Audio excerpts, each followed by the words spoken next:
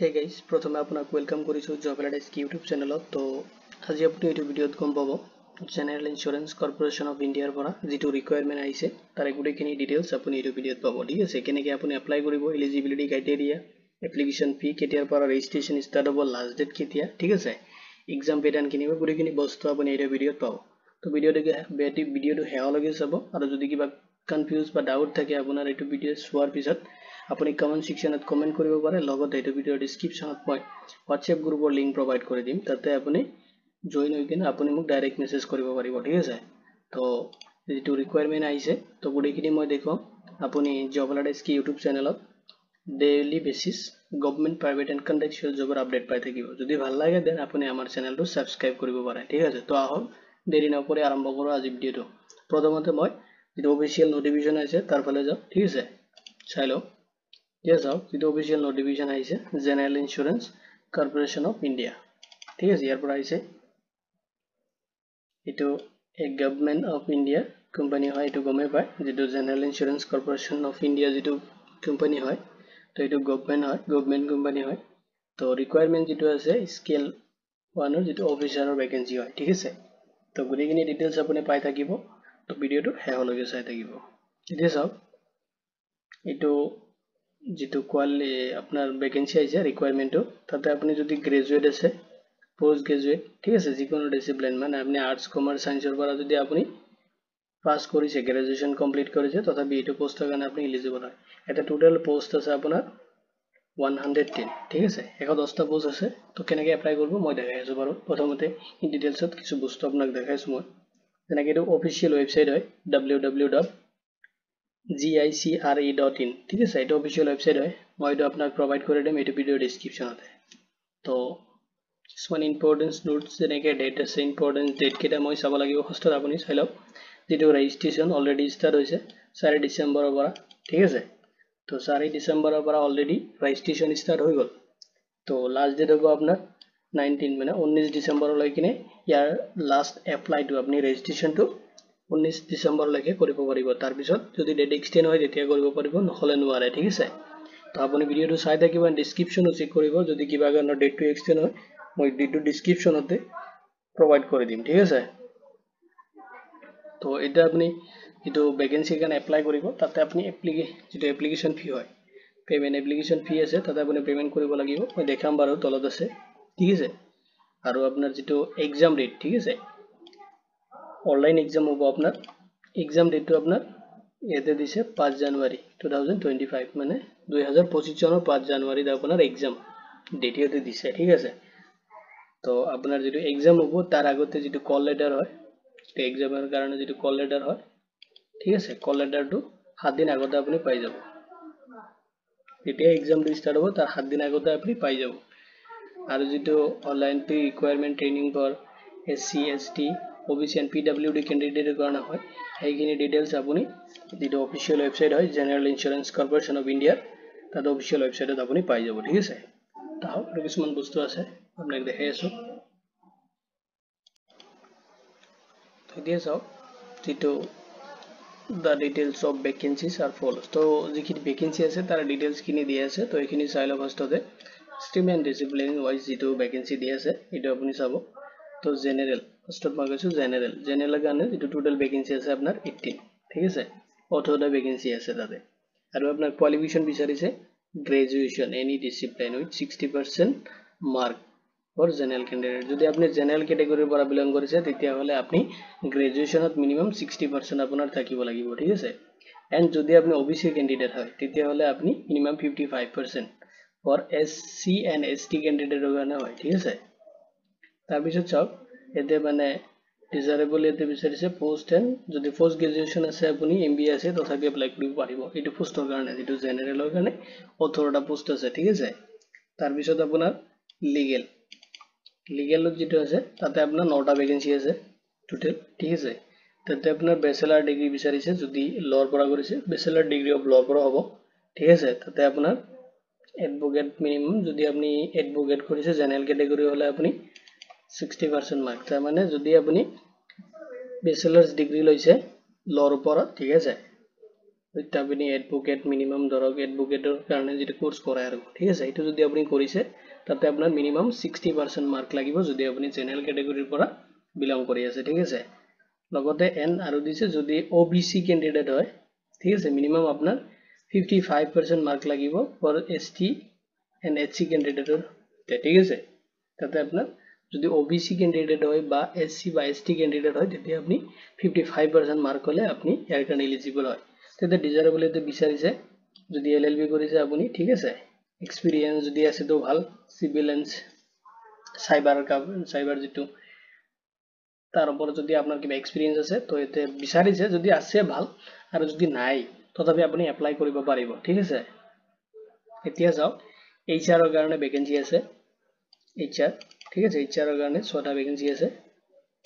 Total তো আৰু তাতে কোয়ালিফিকেশন বিচাৰিছে আপোনাৰ graduation any discipline with minimum 60% mark যদি আপুনি জেনাৰেল ক্যাটাগৰীৰ পৰা বিলং কৰি আছে যদি জেনাৰেল ক্যাটাগৰীৰ পৰা আপুনি বিলং কৰি আছে ঠিক আছে তো এটা আপোনাৰ এনি ডিসিপ্লিন মিন্স আপনি আৰ্টস কমাৰ্স সায়েন্স যিকোনো ষ্ট্ৰীমৰ পৰা হ'ব পাৰে ঠিক আছে তাতে জেনাৰেল হলে আপনি 60% মাৰ্ক এন্ড যদি আপনি ওবিসি ক্যান্ডিডেট হয় তো মিনিমাম আপনি 55% মার্ক লাগিব for SC and ST candidate ঠিক আছে এন্ড যদি আপনি লগতে যদি আপনি পোস্ট গ্রাজুয়েশন কৰিছে ইন এইচআৰএম বা পাৰ্সোনাল ম্যানেজমেন্টেৰ উপৰ তথাপি আপনি এটি পোস্টেৰ কাৰণে এলিজিবল হয় ঠিক আছে আপনি এইচআৰ এৰ কাৰণে এপ্লাই কৰিব পাৰিব ঠিক আছে সাৰ্ভিসত নেক্সট চাও ইঞ্জিনিয়াৰিং এৰ কাৰণে ভ্যাকেন্সি আছে ঠিক আছে তাতে আপনাৰ টোটাল ভ্যাকেন্সি আছে 5টা ইঞ্জিনিয়াৰিং এৰ কাৰণে তাতে সেপারেট করে দিয়ে আছে মিনার লাগানা দ্বারা এটা দিয়ে আছে ঠিক আছে এতিয়া কোয়ালিফিকেশন এডুকেশনাল কোয়ালিফিকেশন তো ডিফারেন্ট করে দিছে ডিভাইড করে দিছে বস্তুখিনি আপনার ক্যাটাগরি ওয়াইজ 5টা ভ্যাকেন্সি দিয়ে দুগে ঠিক আছে তো এটা আপনার কোয়ালিফিকেশন বিচাৰিছে ব্যাচেলাৰ্স ডিগ্ৰি অফ যদি আপনি ব্যাচেলাৰ অফ ইঞ্জিনিয়াৰিং বা বিটেক কৰিছে ইন সিভিল ইঞ্জিনিয়ারিং অর ঠিক আছে তো যদি আপনার এডুট কোয়ালিফিকেশন আছে বিটেক বা ব্যাচেলার অফ ইঞ্জিনিয়ারিং বা বিটেক কৰিছে তেতিয়াহলে আপনি এটো পোস্টেৰ কাৰণে এলিজিবল হয় কিন্তু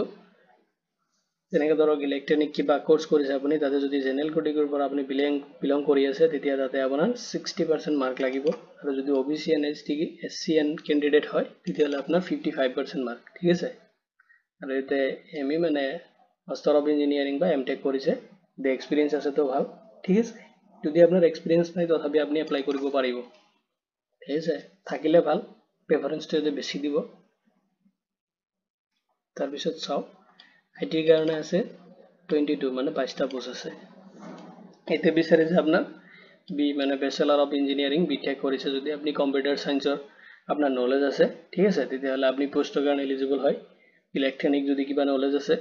তাতে আপনি ব্যাচেলার ডিগ্রি লৈছে ঠিক আছে জেনারেল ক্যাটাগরি হলে আপনি মিনিমাম 60% মার্ক লাগিব আপনার আৰু যদি আপনি ওবিসি ক্যান্ডিডেট হয় তো মিনিমাম আপনাৰ 55% মাৰ্ক লাগিব और एससी एंड एसटी कैंडिडेट কাৰণে হয় ঠিক আছে লগতে দিছে যদি আপুনি এনি গ্ৰাজুয়েট মিনিমাম 60% মাৰ্ক হয় তথাপি আপনি এটি পোস্টেৰ কাৰণে এলিজিবল হয় এন্ড ওবিসি ক্যান্ডিডেটৰ কাৰণে 55% mark SC and ST category ক্যান্ডিডেটৰ কাৰণে ঠিক আছে এন্ড যদি আপনি মাস্টাৰ্স ইন কম্পিউটাৰ অ্যাপ্লিকেশন যদি আপনি কম্পিউটাৰ অ্যাপ্লিকেশনত মাস্টাৰ ডিগ্ৰি কৰিছে ঠিক আছে তাতে আপনাৰ জেনাৰেল ক্যাটাগৰি হলে 60% মাৰ্ক আৰু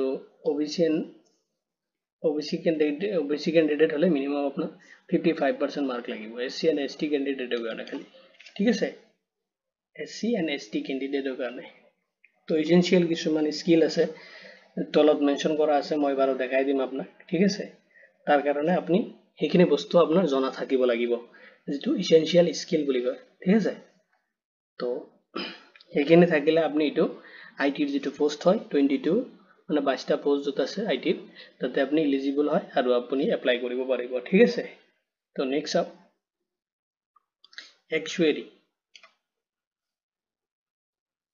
एक्चुअली কাৰণে আপনাৰ 10টা পোস্ট আছে ঠিক আছে 10 পোস্ট আছে 10টা আৰু এটা আপনাৰ গ্ৰাজুয়েশন এনি ডিসিপ্লিন যদি আপনি আৰ্টস কমাৰ্স সায়েন্সৰ পৰা আপনি গ্ৰাজুয়েশন কৰিছে আৰু জেনাৰেল ক্যাটাগৰি হলে 60% মাৰ্ক আৰু ওবিসি ক্যান্ডিডেটৰ কাৰণে 55% মাৰ্ক লাগে ঠিক আছে এসসি এন্ড এসটি ক্যান্ডিডেটৰ কাৰণে তেতিয়া চাও Candidate should have passed the minimum previous institution. This of minimum আপোনাৰ paper যিটো হয় candidate should be passed minimum 7 paper in Institute of Actuary Security of India or Institute of Faculty Actuary London out of এটোৰ কাৰণে ধৰক accuracy যিটো দিয়া আছে এটো যদি মিনিমাম আপুনি 7টা পেপাৰ মানে 7টা পেপাৰ আছে যেটো আপোনাৰ Institute of Accuracy Security ৰ কাৰণে হয় বস্তুটো ঠিক আছে তাৰ কাৰণে আপুনি এটো কোৱালিফাই কৰা হ'ব লাগিব তেতিয়াহলে আপুনি এটো actuary কাৰণে যেটো ভ্যাকেন্সি আছে তাৰ কাৰণে আপুনি এলিজিবল হয় ঠিক আছে তো ইন্স্যুৰেন্সেৰ কাৰণে ভ্যাকেন্সি আছে ইন্স্যুৰেন্সেৰ কাৰণে আপোনাৰ 20 মানে 20টা ভ্যাকেন্সি আছে তো ইন্স্যুৰেন্সেৰ কাৰণে আপোনাৰ যেটো ভ্যাকেন্সি আছে তাতে আপুনি যদি গ্ৰেজুৱেচন পাস কৰিছে যিকোনো ডিসিপ্লিনৰ পৰা লগতে আপোনাৰ জেনাৰেল ক্যাটাগৰী হলে আপোনাৰ 60% মাৰ্ক লাগিব গ্ৰেজুৱেচনত ঠিক আছে আৰু ওবিসি ক্যান্ডিডেট যদি হয় এসসি এন্ড এসটি কাৰণে 55% মাৰ্ক বিচাৰিছে এতে ঠিক আছে candidate should be pass the post graduate degree যদি আপনি পোস্ট গ্ৰাজুয়েশন ডিগ্ৰি কৰিছে বা ডিপ্লোমা কৰিছে ইন জেনাৰেল ইন্স্যুৰেন্সৰ ওপৰত ৰিস্ক ম্যানেজমেন্ট লাইফ ইন্স্যুৰেন্স যদি তাৰ ওপৰত কৰিছে যেনেকৈ ধৰক যদি এখিনি কাৰণে FIII তাৰ পিছত FCII ইয়াৰ ওপৰত যদি কোৰ্স কৰিছে তেতিয়াহলে আপনি ইন্স্যুৰেন্সৰ কাৰণে এলিজিবল হয় আপুনি এটো পোষ্টত এপ্লাই কৰিব পাৰিব ঠিক আছে তাৰ পিছত চাওক মেডিকেলত আছে MBBS তাতে দুটা পোস্ট আছে ঠিক আছে MBBS এর কাৰণে দুটা পোস্ট আছে আৰু তাতে কোৱালিফিকেশন বিচাৰিছে MBBS ডিগ্ৰী হ'ব লাগিব আপোনাৰ কমপ্লিট হ'ব লাগিব জেনাৰেল ক্যাটাগৰী হলে আপোনাৰ মিনিমাম 60% মাৰ্ক লাগিব আৰু যদি আপনি OBC ৰ পৰা বিলং কৰি আছে ঠিক আছে তেতিয়াহলে আপনি 55% মাৰ্ক লাগিব ফৰ SC এন্ড ST কাৰণে ক্যান্ডিডেটৰ কাৰণে ঠিক আছে তাৰ পিছত চাওক ফাইনান্সৰ কাৰণে আপোনাৰ 18টা পোস্ট আছে আৰু 18টা পোস্টত যদি আপনি বিকম এটো মানে মেনশন কৰি দি আছে এইটো ইনি ডিসিপ্লিন হলে নহব আপুনি কমাৰ্স ব্যাকগ্ৰাউণ্ডৰ পৰা হ'ব লাগিব লগতে আপনি জেনাৰেল ক্যাটাগৰী যদি হয় বা জেনাৰেল ক্যাটাগৰীৰ পৰা বিলং কৰি আছে তেতিয়াহলে মিনিমাম আপোনাৰ 60% মাৰ্ক লাগিব আৰু যদি আপনি OBC ক্যান্ডিডেট হয় তেতিয়াহলে মিনিমাম আপোনাৰ 55% মাৰ্ক লাগিব SC এন্ড ST ক্যান্ডিডেটৰ কাৰণে ঠিক আছে আৰু আপোনাৰ ৰিকগনাইজ যিগিলা ইউনিভাৰ্সিটি আছে তাৰ পৰা আপনি কোৱালিফাইড হ'ব লাগা হ'ব ঠিক আছে তাৰ পিছত চাওক ইয়াৰ লগতে যদি আপনি MBA কৰিছে ফাইনান্সত তথাপি এটো পোষ্টৰ কাৰণে এলিজিবল হয় যদি CFA কৰিছে বা CA কৰিছে আপনি CMA কৰিছে বা MCOM কৰিছে তথাপি আপনি এটো পোষ্টৰ কাৰণে এলিজিবল হয় ঠিক আছে তেতিয়া চাওক এতে টোটাল যেটো পোষ্ট আছে আপোনাৰ 110টা ঠিক আছে 110 পোষ্ট আছে এতে যেটো জেনাৰেল ইন্স্যুৰেন্স কৰ্পোৰেশন অফ ইন্ডিয়াৰ কাৰণে যতে পোষ্ট আইছে তাতে টোটাল পোষ্ট আছে 110টা তো আপনি কোয়ালিফিকেশনটো মিলাই লব যেটো কোয়ালিফিকেশন আপোনাৰ ম্যাচ কৰিছে আপনি তাতে এপ্লাই কৰিব ঠিক আছে তো আহক কিছুমান আৰু ইম্পৰ্টেন্ট ডিটেইলছ মই আপোনাক দেখাই আছো এতিয়া চাওক আইটিৰ কাৰণে যেটো মই কৈছিলো আইটিৰ কাৰণে কিছুমান এসেনশিয়াল স্কিল লাগিব ঠিক আছে স্কিল কেটা দিয়া আছে তো এসেনশিয়াল যেটো স্কিল হয় যেনেকৈ ধৰক সফটওয়্যাৰ ডেভেলপমেন্ট মানে সেকেন্ডত দি আছে নেটৱৰ্ক এডমিনিষ্ট্ৰেটৰ ঠিক আছে তাৰ পিছত system administrator information security officer ঠিক আছে এখানে কিছুমান স্কিল আপোনাৰ থাকা হ'ব লাগিব তেতিয়াহলে আপুনি আইটি কাৰণে এলিজিবল হয় ঠিক আছে এসেনশিয়াল এটো যেটো বিচাৰিছে স্কিলটো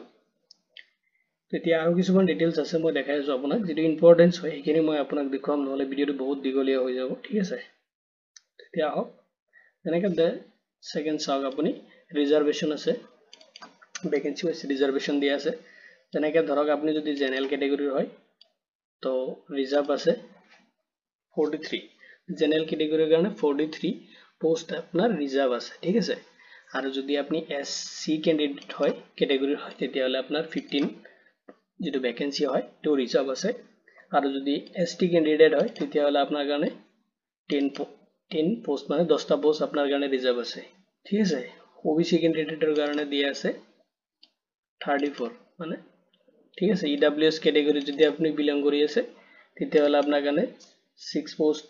রিজার্ভ করে দিয়ে আছে যদি আপনি পিডব্লিউ হয় ঠিক আছে পার্সোনাল উইথ যদি আপনি ডিসেবিলিটি হয় পিডব্লিউডি এর কারণে আর তার কারণে আপনার 5টা পোস্ট দিছে ঠিক আছে এটা আপনার 4টা পোস্ট দিয়ে আছে এইচআই এর কারণে আর এটা পোস্ট দিয়ে আছে এমডি এর কারণে ঠিক আছে আর টোটাল পোস্ট আপনার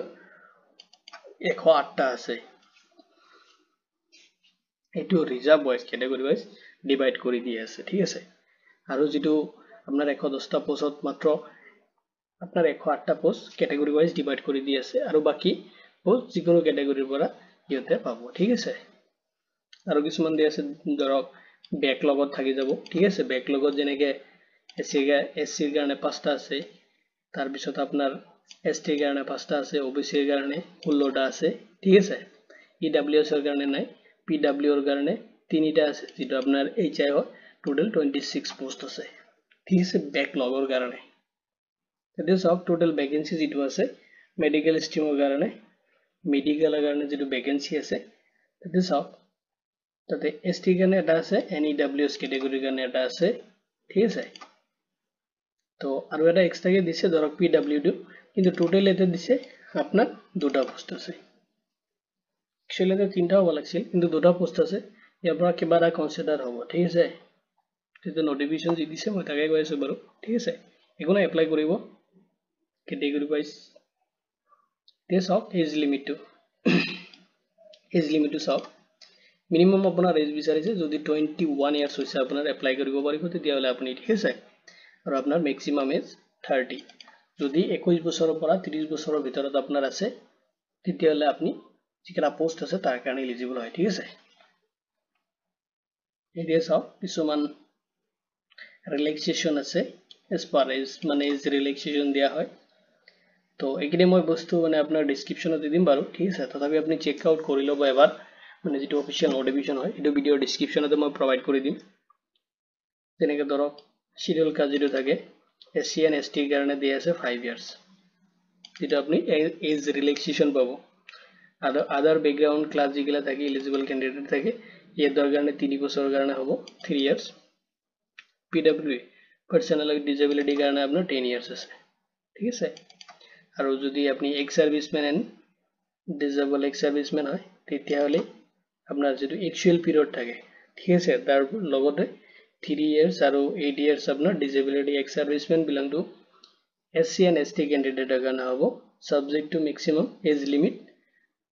আপনাৰ 45 ইয়াৰ্স ঠিক আছে তাৰপিছত সব যদি আপনি সেপারেট হয়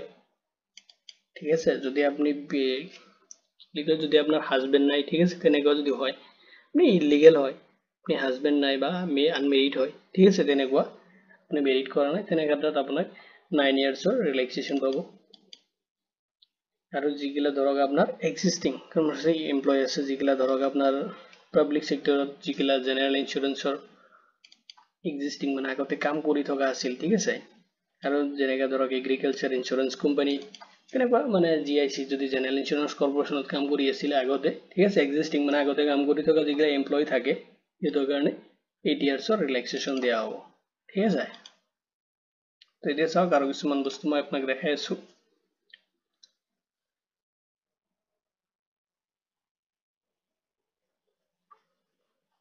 টেস অফ পে স্কেল আপনার বেনিফিটস তো এটা আপনি চাব লাগিব আপনার স্যালারি কিমান হ'ব ঠিক আছে তথাপি মানে ধৰক এনে তো আপনার যেটো পোস্ট হয় যেনে ডিফারেন্স হ'ব নরমালি যদি আপনার বেসিক পে ধরু মই তো 50,925 ঠিক আছে পার মান্থ আপনি পাবো তো বেসিক পে যেটো আছে এটো আপনার 50,925 ঠিক আছে এটা আপনি পার মান্থ পাবো বেসিক স্কেলটো এতিয়া চাওক টি স্কুলৰ লগত যেটো আপনাৰ रुपीस 50,925 এৰ লগত আপনাৰ 2,500 ইমপ্ৰুভমেন্ট হৈ থাকিব আৰু লাহে লাহে আপনাৰ মানে ইনক্ৰিজ হৈ থাকিব স্যালাৰিটো ঠিক আছে স্যালাৰিটো ইনক্ৰিজ হৈ ধৰক এনে ম্যাক্সিমাম এটা 96,765 দেখাইছে কিন্তু এটা বেসিক আগত দিছে আপনার যেটো এনরোলমেন্ট হয় এভারেজ যেটো এনরোলমেন্ট হয় ঠিক আছে টোটাল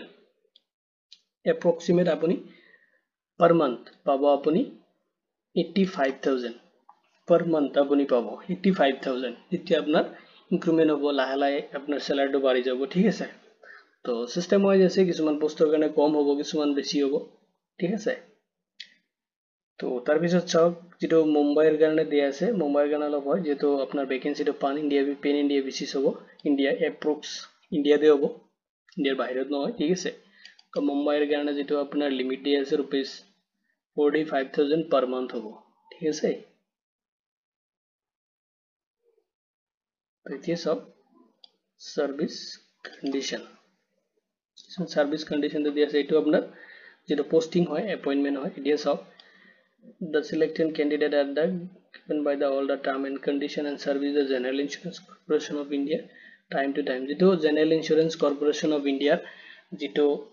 আপোনাৰ term and condition হয় time to time হেতু হিসাবতে আপোনাৰ হ'ব আৰু পোষ্টৰ যেটো permanent and selection candidate যিখিনি selection হ'ব ঠিক আছে এটো permanently select কৰা হ'ব তাৰ পিছত চাওক এইকেটাক আপোনাৰ পোস্টিং দিয়া হ'ব মুম্বাই only তো আপোনাৰ পোস্টিংটো মুম্বাই হ'ব তো যদি কোনোবা মুম্বাইত কাম কৰিব বিচাৰে তো গুড নিউজ হয় এতৰ কাৰণে ঠিক আছে তো মুম্বাইত হ'ব পোস্টিংটো হাইলাইট কৰি দিছে বস্তুটো তো posting will be Mumbai only খালি মুম্বাইৰ কাৰণে হৈ আছে এই পোস্টিংটো ঠিক আছে তো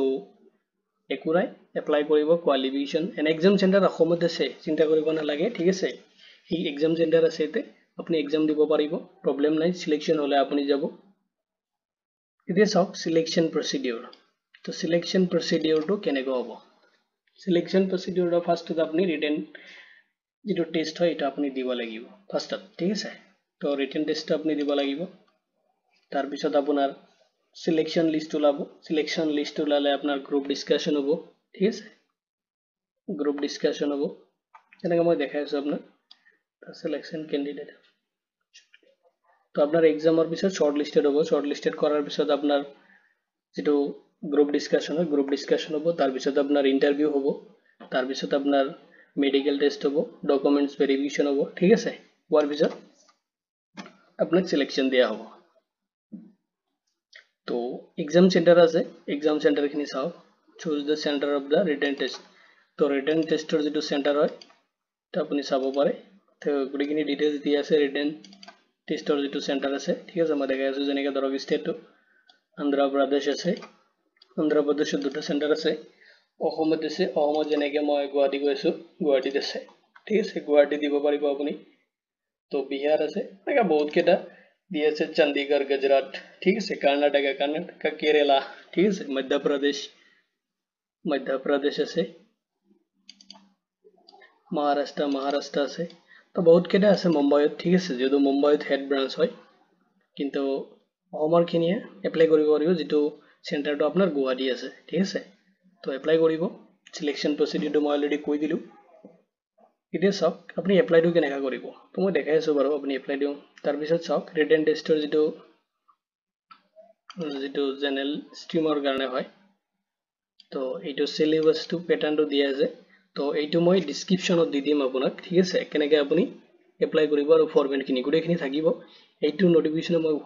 আপোনাৰ এইটো ভিডিও ডেসক্ৰিপচনত প্ৰভাইড কৰি দিম তাৰ পৰা ডাউনলোড কৰি আপুনি যেটো ষ্ট্ৰীমৰ হয় ঠিক আছে যেটো ডেজিগনেশনৰ কাৰণে আপুনি এপ্লাই কৰি আছে হেতু আপুনি চাই লব ঠিক আছে তাহক এতিয়া মই আপোনাক দেখাই আছো এপ্লাইটো কেনেকৈ কৰিব তে এপ্লাই প্ৰসেসটো মই দেখাই আছো আপোনাক অলপ ঠিক আছে তো অফিশিয়াল ওয়েবসাইট হয় তাতে আপুনি যাব লাগিব বাৰু এটো মই দেখাই আছো ফাৰ্স্টত আপোনাৰ প্ৰসেসটো মই অলপ কৈ দি আছো তো এপ্লাই কৰোতে চাওক আপুনি ফাৰ্স্টত ৰব অলপ সেকেন্ড এপ্লিকেশন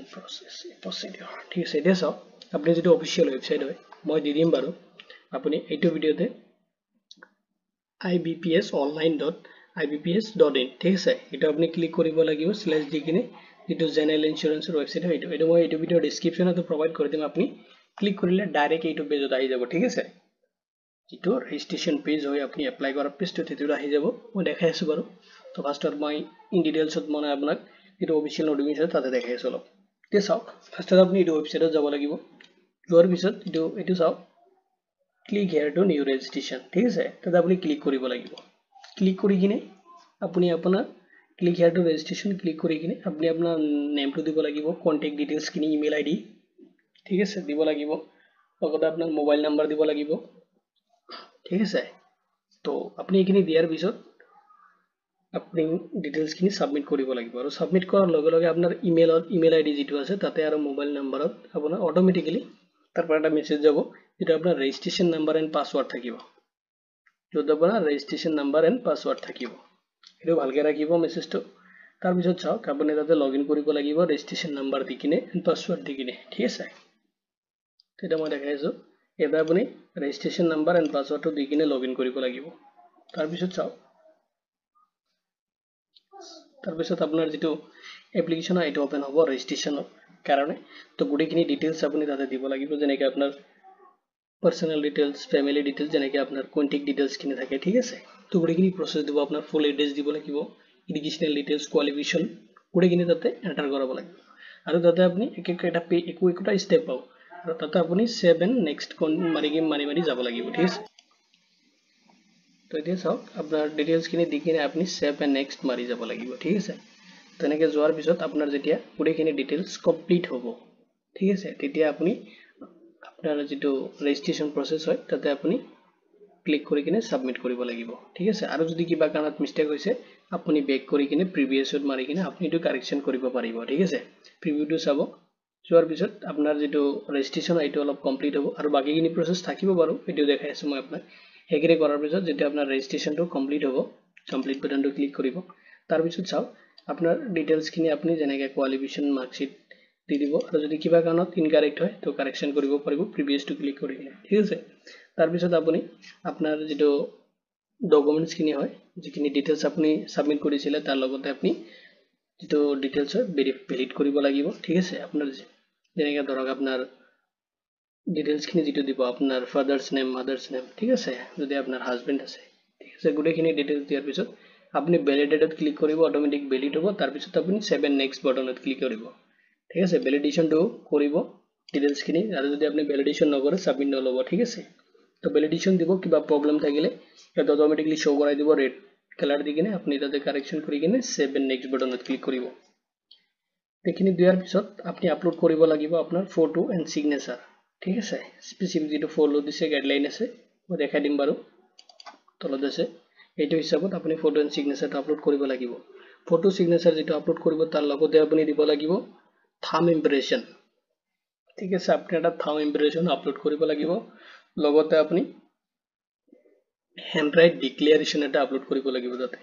আৰু যদি আপোনাৰ ডিক্লেৰেচনত প্ৰবলেম হয় আপুনি মোক কমেন্ট কৰিব পাৰে মই দেখাই দিম কেনেকৈ ডিক্লেৰেচন দিব লাগে আৰু থাম্ব ইমপ্ৰেশনটো গমে পায় আপুনি তো পেড লৈ কিনে এটা থাম্ব ইমপ্ৰেশন বহাই দিব ঠিক আছে দি কিনে আপলোড কৰি দিব আৰু থাম্ব ইমপ্ৰেশনটো আপুনি লেফট হ্যান্ডত দিব ঠিক আছে তাৰ পিছত আপোনাৰ যেটো ৰেজিষ্ট্ৰেচন হয় কমপ্লিট হৈ যাব ঠিক আছে আপোনাৰ ৰেজিষ্ট্ৰেচন প্ৰসেসটো কমপ্লিট হৈ যাব আপোনাৰ এপ্লিকেশনটো তো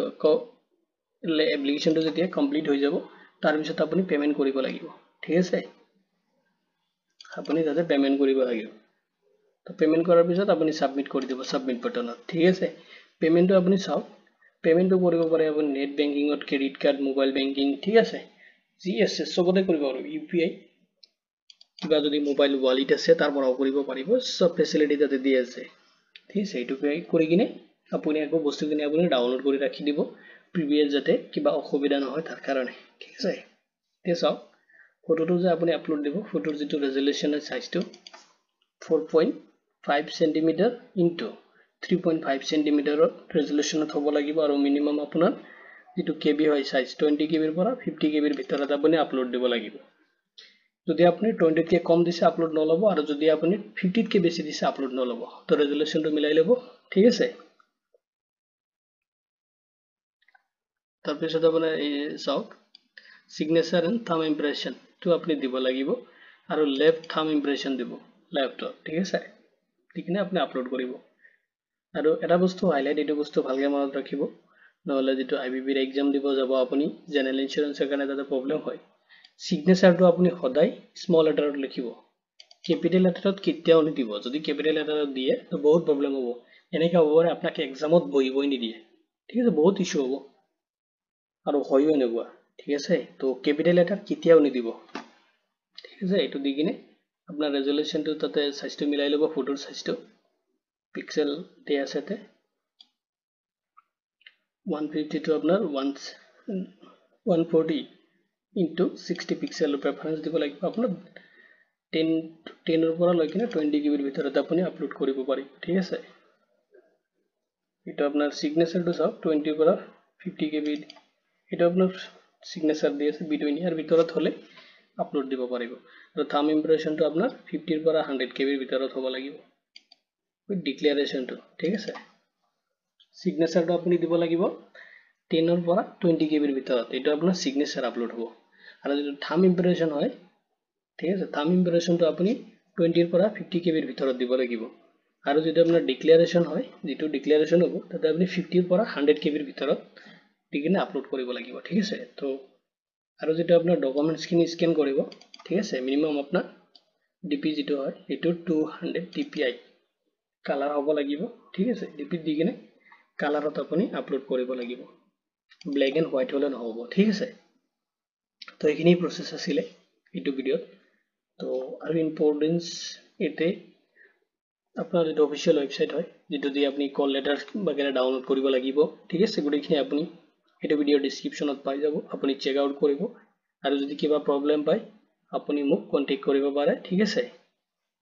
এইটো ভিডিওত কমেন্ট সেকশনত কমেন্ট কৰিব পাৰে লগতে যেটো মানে আপোনাৰ মই এইটো ভিডিও ডেসক্ৰিপশনত মই WhatsApp গ্ৰুপৰ লিংক প্ৰভাইড কৰি দিছো তাৰ পৰা আপুনি মোক ডাইৰেক্ট কন্টাক্ট কৰিব পাৰিব ঠিক আছে তো এতিয়া এইটো যেটো এপ্লিকেশন ফি হয় ক্যাটাগৰি ওয়াইজ দিয়া আছে ঠিক আছে আপুনি চেক কৰিব আৰু যদি কিবা প্ৰবলেম পাইছে আপুনি মোক কমেন্ট সেকশনত জনাই দিব তো গুটেখিনি ডিটেইলস আপুনি ইন ডিটেইলস অফিস এইটো ভিডিও ডেসক্ৰিপশনত পাব তো এইটো ভিডিওত ইমানতে ধন্যবাদ দি কিনে ইমানতে সামৰিছো